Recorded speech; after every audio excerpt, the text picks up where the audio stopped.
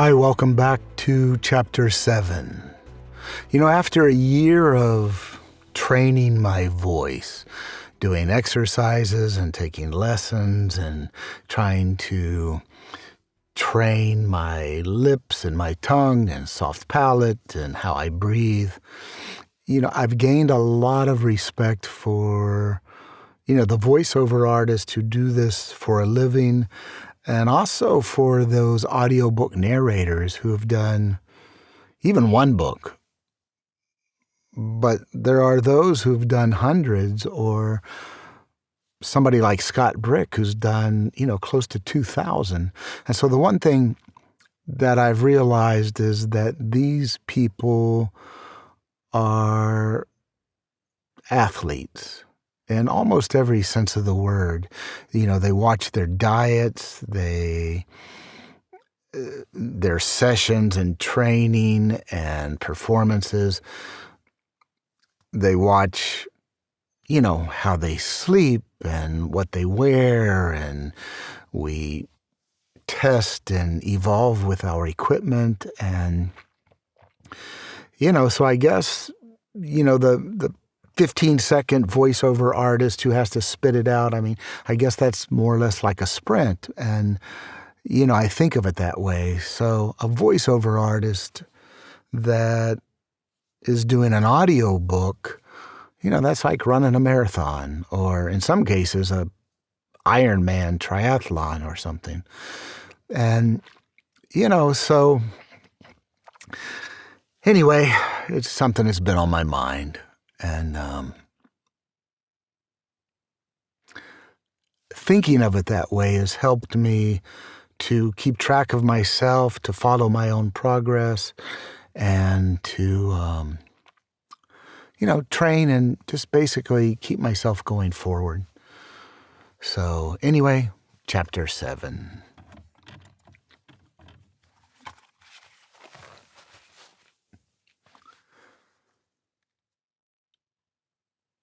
Chapter 7. The two limousines pulled into the labyrinth created by the Lego-like stacks of container cars, 5 and 6 high, gantry cranes, skeletal against the thickening mist of the night skies, loomed from above, watching as the trailing limousine slowed. A seemingly inexhaustible supply of men poured from the doors carrying some of the best arms the 70s could offer. Remingtons and MAC-10s, six-shot Barracudas and semi-automatic P9s. They sprinted toward the shadows, and in moments the wide pavement was as quiet and seemingly empty as before.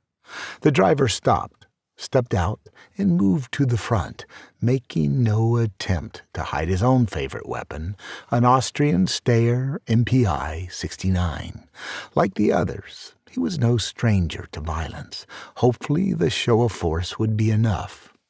But if not, he cradled the submachine gun and lit a cigarette. He watched the boss's car pull forward, 30 yards shy of the center, and stop. They didn't have long to wait. From the opposite side, a long, dark car, mirroring their own, eased into position 100 yards away, as if they were knights readying their steeds for a joust. From inside the first, a radio squawked as the hiding men checked in. "Hold your positions." "You got it, boss." Nash wandered through the alleys, further and further from the beach revelers, his belly demanding attention. The lack of food was nothing new, but not fun. Counting the years overseas, creeping through the jungles with his men, or the months he'd spent in the brutal prison camp, he'd had as many days these past 10 years without food as with. But 3 times today, anticipation had whet his appetite, and it still hadn't happened. The smells of a Chinese restaurant, fish sauce and ginger and lemongrass, hit him with a physical punch that soon found him rummaging through their garbage. Twice he found food, both times the smell suspect enough to turn his stomach. He knew it might be the only thing he found this night, but both times couldn't bring himself to eat it. He moved on. Less than a block away, he dug into another steel dumpster. He combed past discarded wire shelves and cardboard boxes, old-fashioned pill bottles and squat jars of tinctures and salves. No food. He ripped the top off a small wooden crate filled with dozens of empty perfume-sized bottles, colored glass of deep ambers and cobalt blues and berry reds, as if an old-time pharmacy had been cleaned out. No laudanum, or opiates, or tinctures of cocaine, and certainly no bottles of bourbon to be found. Shouts and slammed pots from a nearby kitchen made him turn his head, and as he did, the glint of something liquid caught his eye. He reached back through the vintage bottle collection and retrieved a small, clear bottle, the entire thing no bigger than his pinky, shining with an iridescent blue liquid along its sides. He pulled out the fitted glass stopper, smelled it. Not quite cinnamon, not quite vanilla, but sweet, stirring memories he couldn't place, unsure if they were even his own. Turned the bottle up just enough he could taste it with the tip of his tongue. The thick liquid was spiced with the promise of alcohol and the desperation of an addict.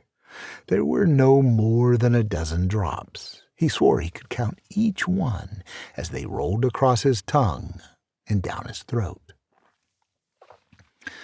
Alvarez was bored, mucha mierda para nada, selling the pig sticker and making a big deal about the Japos like they was Godzilla himself.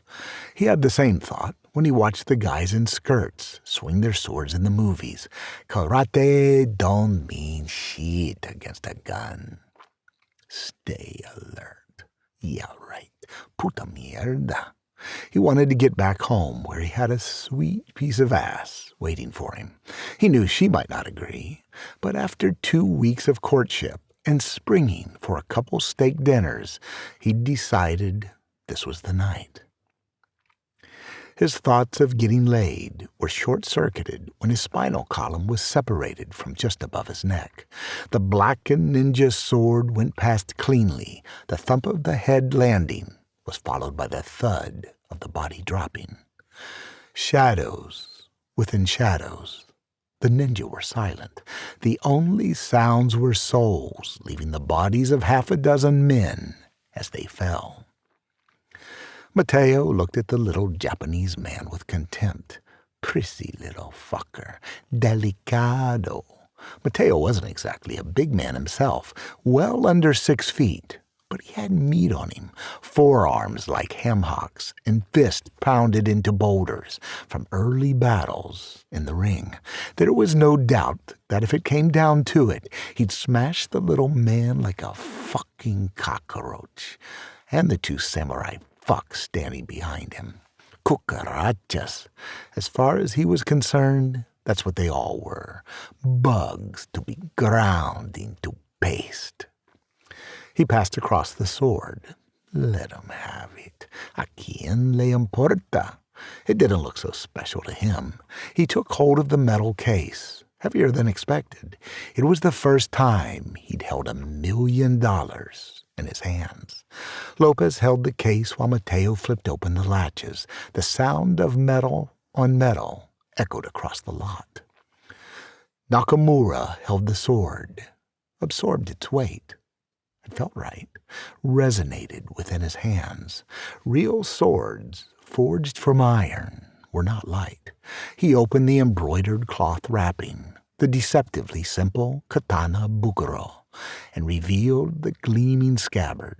Let his eyes trace the intricate scene, masterfully painted and inlaid with precious metal filaments, beneath the gloss of a ruchy lacquer. The scabbard was an impressive impostor, but tonight's task was to retrieve the blade. His eyes never wavered, and he slowly pulled the sword from its home. Even in the dim light, lit by headlamps reflecting off the steel containers, the sword seemed to glow, and his arm tingled as if he held a live wire. The balance was such that it wanted to move. demanded it, to dance in the shadows, to taste blood, as was its purpose. Nakamura looked at Mateo and bowed. Mateo snorted and snapped the latches closed as Lopez keyed his radio. Sí, estamos bien. He never saw the sword move. His world tilted, and he watched the little man fall away.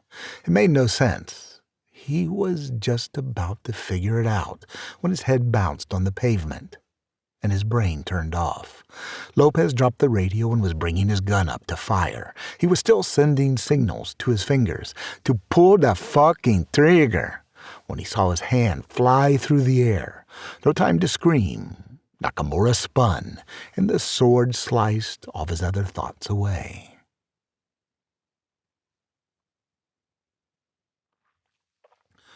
So, one of the challenges I've had to take on for myself is to kind of figure out the tone and, how much can I do with my voice and where do I want to take it? And do I do pretty much a strong, straight read, or do I try to give it a little accents, no matter how bad they are, and give it a little more life? And that's where my instinct is going, so that's what I'm doing. This is my first book, and maybe I'm screwing the whole thing up, but I'm learning a lot, and hopefully you get to have some fun and learn along with me and start discovering what your voice can do as well. As I say, our voices matter, but we need to train them. We need to approach them like athletes, I think, and first understand, and then emulate, and then expand what we can do with them. So anyway, welcome to Super Ninja. These are raw, unengineered reads, and on to Chapter 8. Thanks for coming in. Bye.